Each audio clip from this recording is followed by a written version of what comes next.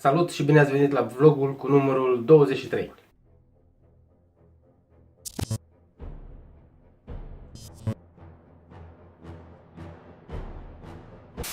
Știți că în filme, ale americane în mod special, se găsesc două expresii. Una, riding shotgun, și a doua, graveyard shift. A doua ține mai mult de filmele cu doctori, cu din astea.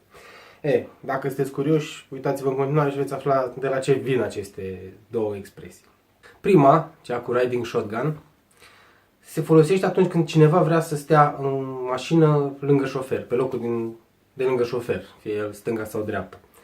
Expresia vine din vestul sălbatic, când se foloseau diligențe, poștalioane și vizitiul nu putea singur să-și mâne cai să se și apere. Și atunci venea lângă el un nene care ținea shotgun-ul, pușca. Știi?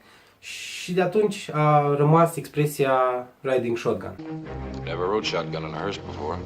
Cealaltă, graveyard shift, se folosește la turele de noapte și are o istorie un pic mai sinistră. Înainte de a se folosi îmbălsămarea, când mureai, nu tot timpul te nimereau, nu tot timpul ajungeai să fii îngropat chiar mort.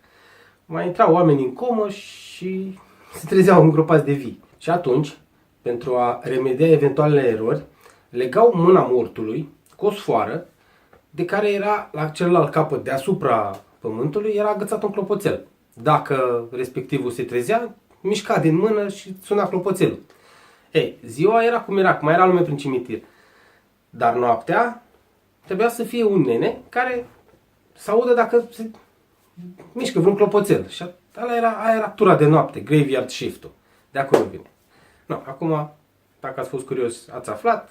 Urmăriți în continuare vlogurile. Mâine este Glume Fierbinți, episodul 3.